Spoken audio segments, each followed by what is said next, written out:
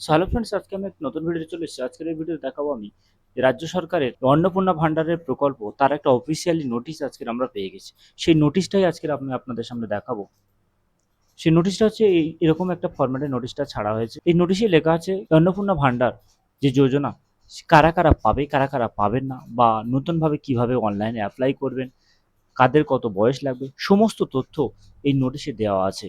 তো বন্ধুরা, ভিডিওটা স্কিপ করবেন না, পুরোপুরি দেখবেন, এবং ভিডিওটা যদি ভালো লাগে প্লিজ চ্যানেলটা সাবস্ক্রাইব করে দেবেন। তো চলুন সেই ভিডিওটা শুরু করি। আপনাদের আমি বোঝার স্বার্থে এই ইংলিশটা আমি একটা বাংলা কপি করে রেখেছি, সেই কপিটা আমি ধরে ধরে বুঝিয়ে দেবো। তো চলুন সেই ভিডিওটা আমি দেখাই। তো দেখুন, এখানে আমি বাংলা করে রেখেছি। এখান থেকে দেখুন, গভর্নমেন্ট অফ ওয়েস্ট বেঙ্গল নারী ও শিশু উন্নয়ন সমাজ কল্যাণ দপ্তরের বিকাশ ভবন থেকে আছে।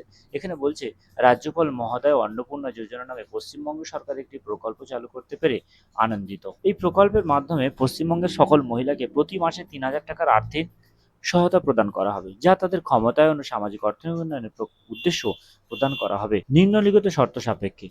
যে শর্তগুলো এখানে দিয়ে রেখেছে সেই শর্ত অনুসারে প্রত্যেকটা মহিলা ৩,০০০ করে টাকা পাবে।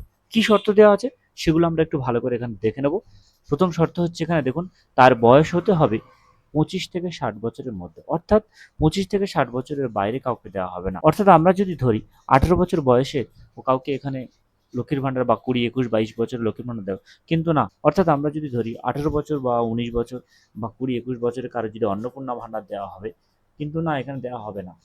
অন্নপূর্ণা ভান্ডার পেতে গেলে আপনার বয়স অতি অবশ্যই ২৫ বছর প্লাস হতে হবে, এবং ৬০ বছরের মধ্যে আপনি পেতে পারবেন।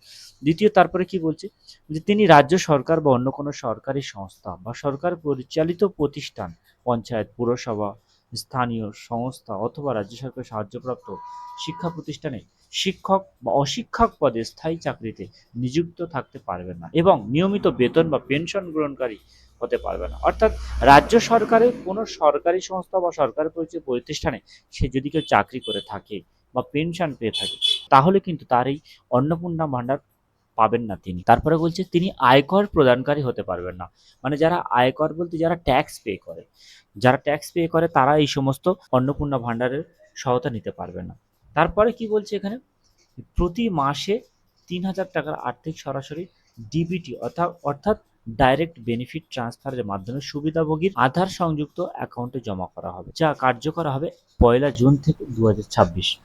অর্থাৎ যাদের অ্যাকাউন্টে ডিবিটি ডাইরেক্ট বেনিফিট ট্রান্সফার করা আছে, প্রতিটা অ্যাকাউন্টে ডাইরেক্ট বেনিফিট করা থাকে, এবং যাদের না থাকে তারা করে নেবেন। কারণ ডাইরেক্ট ডেবিটই না থাকলে আপনার অ্যাকাউন্টে কিন্তু টাকা ঢুকবে না, সরকারের নতুন নিয়ম। তাই যাদের নেই অবশ্যই করে নেবেন। করে নেওয়ার পর প্রতি মাসে আপনার অ্যাকাউন্টে ১লা জুন থেকে শুরু হবে ৩,০০০ টাকা ঢোকা। তারপর এখানে কি বলছে, বর্তমানে লক্ষ্মীর ভান্ডার প্রকল্পের অন্তর্ভুক্ত সমস্ত সুবিধাভোগীদের অন্নপূর্ণা যোজনায় স্থানান্তর করা হবে। অর্থাৎ এখানে সরকার পরিষ্কার বলেছে, যারা লক্ষ্মীর ভান্ডারের প্রকল্পের অন্তর্ভুক্ত আছেন তাদেরকে সমস্ত স্থানান্তর করা হবে। অর্থাৎ নতুন করে তাদের আর ফর্ম ফিল আপ করতে হবে না। যারা পুরনো আছেন, হয়তো ভাবছেন অনেকে যে কিভাবে করব, অনলাইন ফর্ম ফিল আপ করুন, অফলাইন ফর্ম ফিল আপ করবো, কিন্তু এখানে আমি বলি তাদেরকে কোনো রকম অনলাইন বা অফলাইন করতে হবে না। তারপর বলছি, এসআইআর চলাকালীন মৃত, এসআইআর চলাকালীন চিহ্নিত মৃত, স্থানান্তরিত, অপসারিত এবং সদস্য আবেদনকারীদের তালিকা থেকে বাদ দেওয়া হবে। এসআইআর চলাকালীন মৃত বা স্থানান্তর হয়েছে বা অনেক আর এরকম ঘটনা আছে, তাদেরকে বাদ দেওয়া হবে। এছাড়াও এনআরসি সংক্রান্ত আপিল ট্রাইব্যুনাল বা সিটিজেনশিপ এর অ্যাক্টের মধ্যে অধীনে আবেদনকারী ব্যক্তিদের আবেদন নিষ্পত্তি না হওয়া পর্যন্ত এই নতুন প্রকল্পের আর্থিক সুবিধা পাবেন না। ভবিষ্যতেও মৃত স্থানান্তর সুবিধাভোগীদের নাম নিয়মিতভাবে বাদ দেওয়া হবে। অর্থাৎ এনআরসিতে যাদের ট্রাইব্যুনাল আপিল করা আছে, তাদের কিন্তু এই মুহূর্তে আপিল যতক্ষণ না নিষ্পত্তি হবে তাদেরকে কিন্তু দেওয়া হবে না।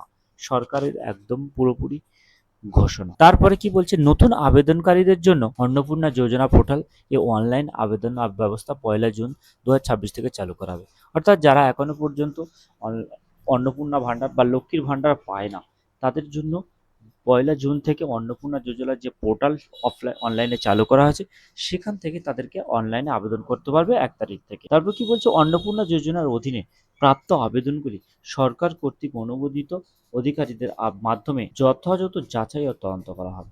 অর্থাৎ বলছে, অন্নপূর্ণা যোজনার অধীনে আবেদন যেগুলো করা হয়েছে বা অনুমোদিত আছে সেগুলোকে যথেষ্টভাবে তদন্ত যাচাই করা হবে, তাছাড়া কাউকে দেওয়া হবে না। গ্রামীণ এলাকায় ব্লক ডেভেলপমেন্ট অফিসার দ্বারা করা হবে এবং শহরাঞ্চলের সাব ডিভিশন অফিসারের দ্বারা যোগ্য আবেদনকারী তালিকা অনলাইনে জেলা শাসকের নিকট অনুমোদনের জন্য পাঠাবেন। কলকাতা পৌরসভা কলকাতা পৌর কর্পোরেশনের অন্তর্গত এলাকায় এই কাজ কলকাতা পৌর কর্পোরেশনের আধিকারিকদের মাধ্যমে সম্পন্ন হবে। অনুমোদিত আবেদনগুলির তদন্ত প্রতিবেদন অন্নপূর্ণা যোজনা পোর্টালে আপলোড করা হবে। অন্নপূর্ণা যোজনা পোর্টালে এই সমস্ত তথ্য সব আবেদন আপলোড করা হবে, যে কারা পাবে কারা পাচ্ছে না, তাদের নাম কিভাবে কেটে গেছে বা যাদের নাম আছে তাদের সবার নাম ওই অন্নপূর্ণা যোজনা পোর্টালে দেওয়া হবে। 1 জুন থেকে এগুলো সবার নাম দেখা যাবে। তাই যাদের এখনো ডিবিটি করা হয়নি তাদেরকে অনুরোধ করব আপনারা ডিবিটি করে নেবেন এবং 1 থেকে সরকারের ঘোষণা অনুযায়ী সবাই অন্নপূর্ণা যোজনার 3,000 টাকা পেয়ে যাবেন। তো বন্ধুরা, ভিডিওটা যদি ভালো লেগে থাকে প্লিজ চ্যানেলটা সাবস্ক্রাইব করে দেবেন আর লাইক কমেন্ট শেয়ার করতে ভুলবেন না। ততক্ষণে ভালো থাকুন, সুস্থ থাকুন, দেখা হবে পরবর্তী কোনো ভিডিওতে।